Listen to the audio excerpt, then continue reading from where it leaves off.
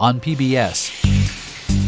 Cotton farmers in America get billions of dollars in subsidies. That's pushing the world price of cotton so low that African farmers are facing ruin. It's a lot of tax money going to basically keep a lot of the rest of the world poor. This West African family can't afford the few dollars to send all their children to school, can't even afford enough to eat. This situation is killing us slowly, just a little bit each day. A Now investigation into the global impact of U.S. farm subsidies. We've turned the New Deal into the Raw Deal, benefiting a very, very small group of big producers in American agriculture. All that on Now. With David Brancaccio. The weekly news magazine from PBS.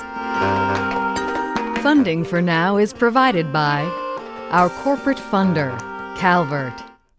Some people live lives guided by principle. They believe in honesty, integrity, and fair play. When they invest, they put their money where their values are. They invest with Calvert, investments that make a difference. And by the Orphala Family Foundation, the Park Foundation, the Nathan Cummings Foundation, the Desjardins Blackman Fund, the William B. Weiner Jr. Foundation, and by contributions to your PBS station from viewers like you. Thank you. Now, from New York City, Public Broadcasting's David Brancaccio. Welcome to Now. We like to think that our taxes help make the world a better place. But consider the impact of billions of dollars paid each year to the 30,000 farmers who grow cotton in the United States. In return, those farmers grow lots of cotton, so much that tens of millions of small cotton farmers in the developing world are facing ruin. This year, Congress takes up a new farm bill, and there is a surprise. The Bush administration is pushing to cut back on those fat subsidies to American farmers. Na Eng produced our report. On a vast estate in the Texas Panhandle, Roger Kitten maneuvers his cotton stripper over long stretches of neat, irrigated cotton rows. Across the world, another man, Tahiro Konate, bends down in his fields in West Africa, picking the old-fashioned way. These men are competitors in the global cotton market. Both are trying to survive and to support their families with cotton prices that have spiraled downward.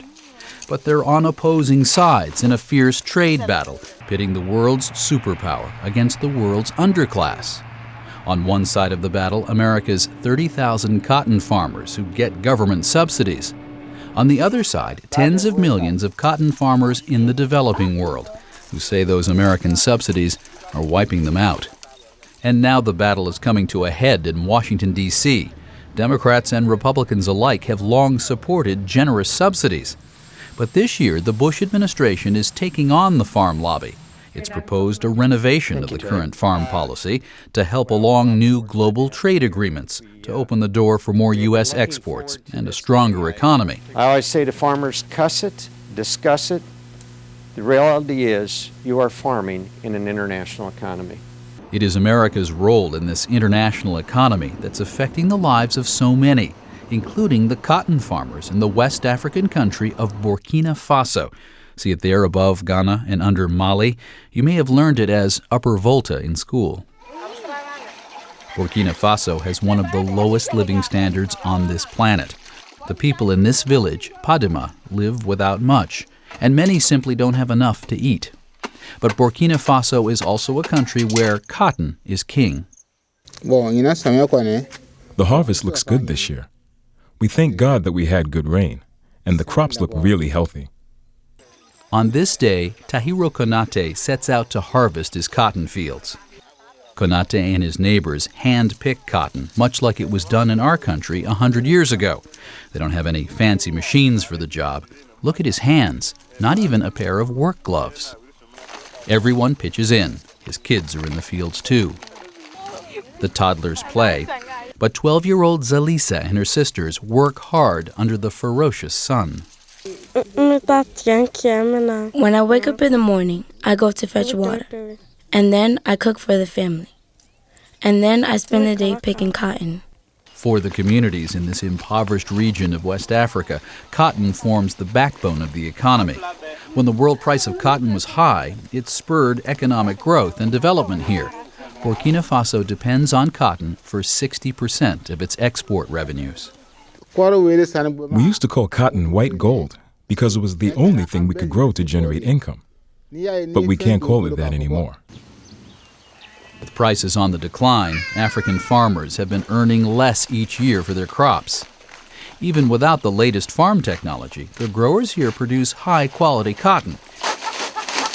It's a long fiber known for its resilience and bright shade. But Konate is not sure what difference this quality makes in how much cash he is able to pocket.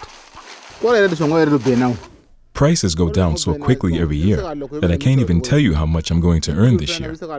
With these low prices, it's as if we're giving our cotton away. Cotton has flooded the world market more than the world's textile industry really needs. And we all know what happens when supply outstrips demand. Economists say one major reason for the glut in the cotton market: farm subsidies in America and in Europe. Enter the anti-poverty group Oxfam. Raymond Offenheiser is president of Oxfam America. The problem that we're facing right at this minute is that African farmers can't wait. They're facing questions of survival. For an African farmer to go out of business is to face starvation.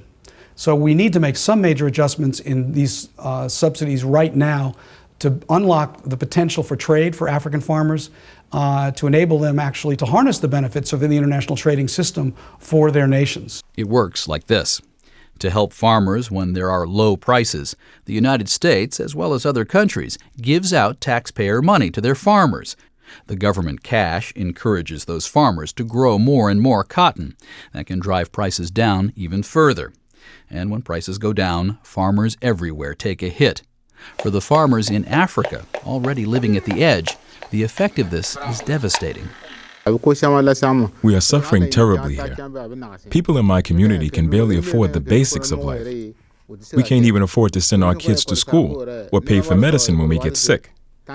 Just try to imagine what it would be like if someone in your family fell ill and there was nothing you could do for them. Farmers from poor countries are not taking this lying down.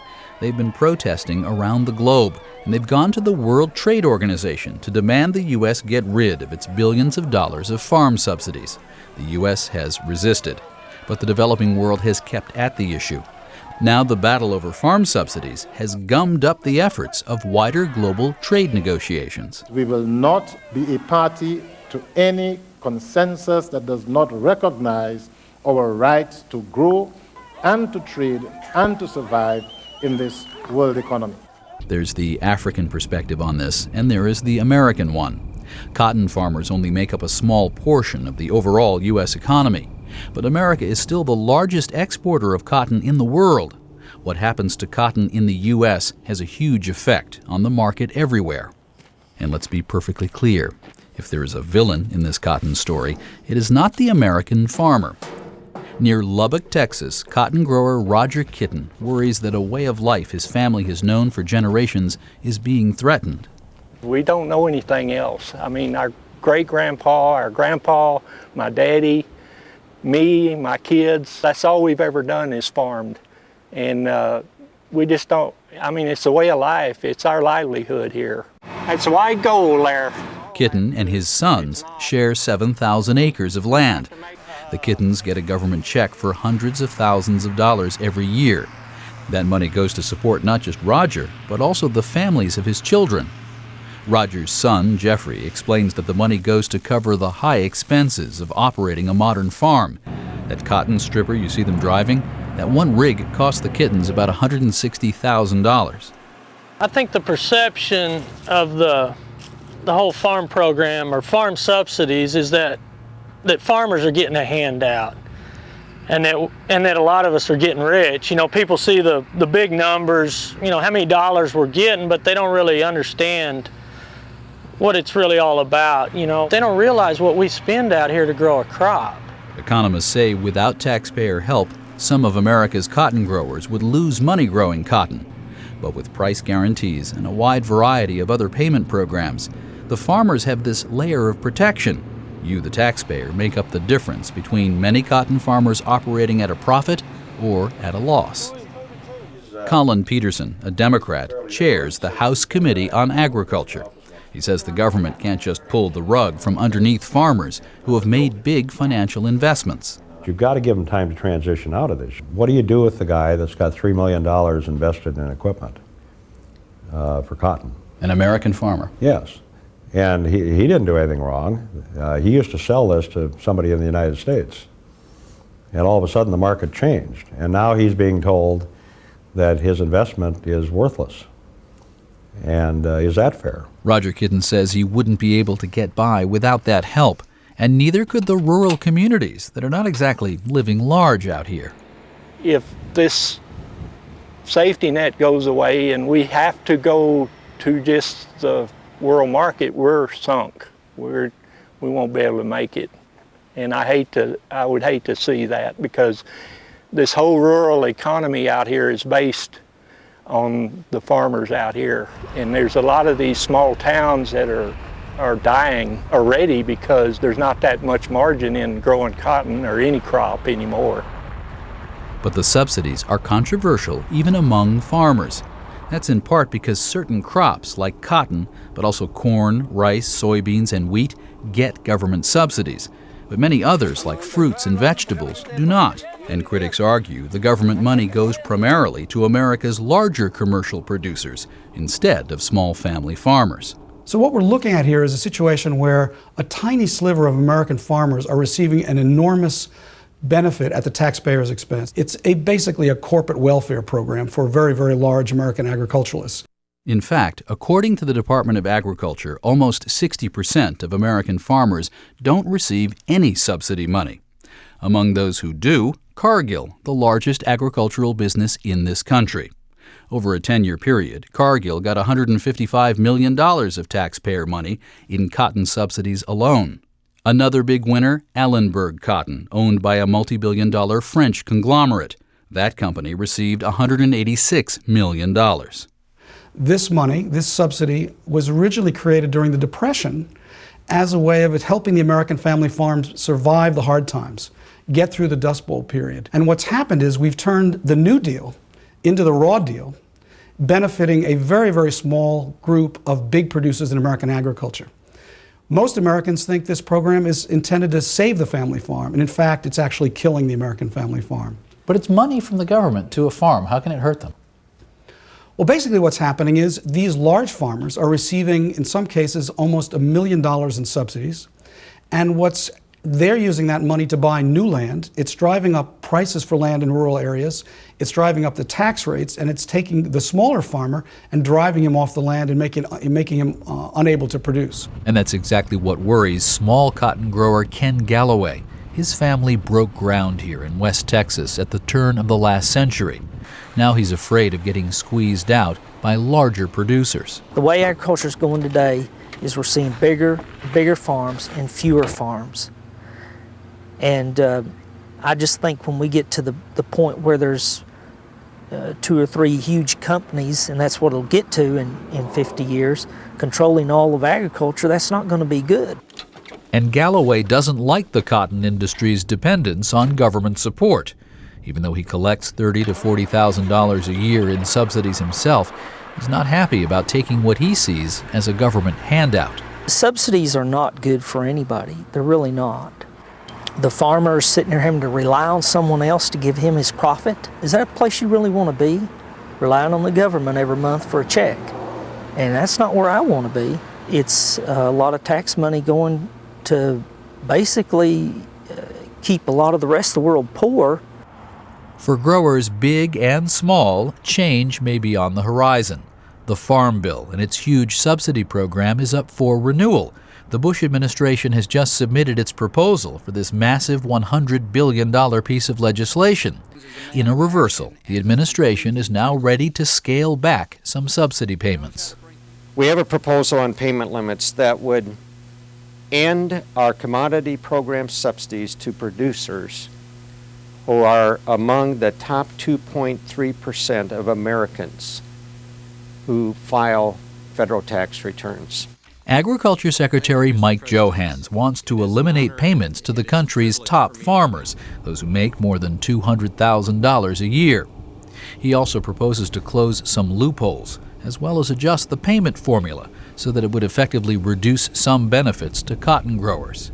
Anti-poverty groups are guardedly optimistic, saying his proposal could eventually help raise cotton prices. As is often the case with legislation, the devil is in the details. Offenheiser will be watching the process closely in the coming months as Congress draws up a bill. But many members of Congress sitting on the agricultural committees, including Chairman Peterson, disagree with the administration's proposal, and they have little patience for the international criticism of American subsidies. We, from a national security standpoint, think that we should produce our food and our fiber in the United States and not become dependent on foreign countries. I would rather pass a farm bill based on the reality of the situation in the United States right now as it affects farmers. And as for those African farmers, Congressman Peterson argues that they're losing much more to middlemen in their own countries, sometimes their own governments, than what they're losing from subsidies in America. He says modernizing African agriculture and reforming their system would be a better way for poor farmers to see more in their pockets. In some of these developing countries, they don't just get the world market price, is what you're saying. No, the reality is, from what I can see of the situation, that it's a problem right there within his own country. And I feel sorry for, I would like to help them. But getting rid of our cotton program is not going to solve their problem. With the low rainfall in the Texas Panhandle, Roger Kitten says it's not that easy to find alternatives to growing cotton. We grow cotton out here, and when we say we're going to grow cotton, we cannot plant fruits or vegetables. We can't plant those types of crops. Kitten would rather be selling his crops for a decent price on the market. But until he can do that, he does not want to see the subsidy program changed in any way.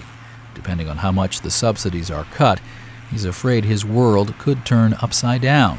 We're kind of farmers at heart, and we just don't want to let it go. I think it would kind of be a slur to my grandparents that if I didn't try hard and keep this farming situation going. Other American farmers see themselves more connected to the farmers in Africa. Ken Galloway has spoken out on the issue, which eventually took him and other American farmers on a goodwill trip to West Africa. I saw men, women, and children all day bent over, working all day long, hard physical labor, to not to get wealthy, but just to get by. And I felt a real strong kinship, because these were people who were working the land just like I do, struggling to make a living, to provide for their family, and that impacted me deeply. Back in Padema, some of the growers have started bringing in their harvest. Donkey carts loaded with cotton lurch forward on the dirt paths. The farmers here say they too have no other choice but to keep growing cotton. I can't imagine my life without cotton. It would be a catastrophe. If there were no sale of cotton, we would need something to replace it. Then there would be no problem. But I simply can't see cotton being replaced successfully here. In a landlocked country with few other natural resources and fickle clouds, Burkina Faso's economy is likely to be tied to cotton for a long time to come. While Zelisa and her two sisters stay behind to work in the fields, some of her brothers and sisters are lucky enough to be inside a classroom. On this day, the school fees are due. Konate goes to pay the bill. It costs just $4 a year for each child to attend school in this village. Yet Konate cannot afford to send all of his kids to school. Indeed, half of Burkina Faso's children never get a shot at an education. Konate says he hopes Americans will understand that the folks here are fighting for their lives. This is definitely a matter of life or death for us. In some ways, it's even worse than death, because death is something that happens to all of us. But this situation we find ourselves in is worse because it is killing us slowly, just a little bit each day. In the coming months, the world will be watching to see whether Congress will trim some of the billions of dollars of cotton subsidies. Most economists agree it would give West African farmers a much better chance to earn a decent living from their hard labor. We've been looking through all the many calculations about what a difference it would make if you were able to remove these subsidies. World Bank looked at this and thought getting rid of the cotton subsidy in the United States might boost the price for cotton 10, 15%. That might mean $40 or $50 extra a year for a farmer in someplace in West Africa. Is that a significant amount of money? Most of these farm families are living on $1 a day. If you're living on $1 a day and there's an increase in price, even marginal increase in price, that might increase your income, that is extremely important. It's gigantic for a farmer in West Africa. The significance of that is that you might be able to put your daughters in school. You might be able to feed your family and assure their nutrition. You might be able to have a well built in your village. You might, at the end of the day, be able to live a more dignified life.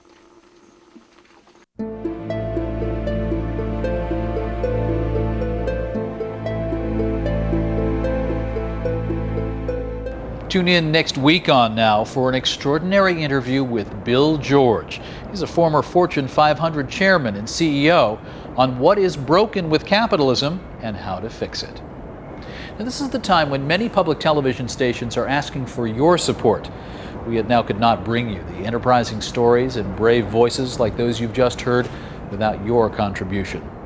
If you like what you see on Now and other public affairs programs on PBS, now's the time to cast your vote by giving generously to support your local public television station.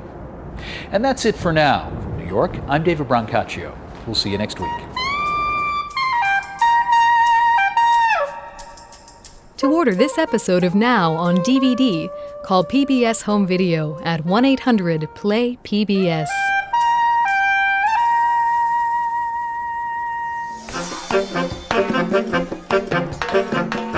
Connect to Now online at pbs.org. Should American farmers get subsidies? Read producer Na Ng's African Odyssey. Listen to our interview with author Todd Gitlin on the Scooter Libby verdict. Connect to Now at pbs.org.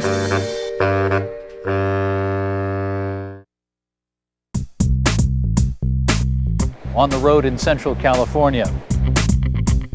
Now on PBS with David Brancaccio. I'm reporting from St. Thomas, Pennsylvania. On the road every week, taking on the issues that matter to you, where you live. Welcome to Cincinnati, Ohio. When I say the word Philadelphia, what do you think of? Get Now whenever you want. Sign up for our podcasts at pbs.org.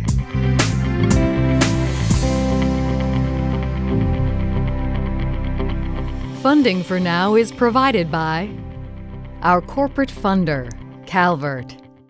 Some people live lives guided by principle.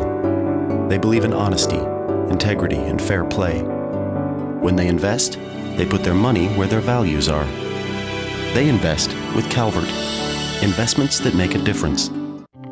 And by the Orphala Family Foundation, the Park Foundation, the Nathan Cummings Foundation, the Desjardins Blackman Fund, the William B. Weiner Jr. Foundation, and by contributions to your PBS station from viewers like you. Thank you.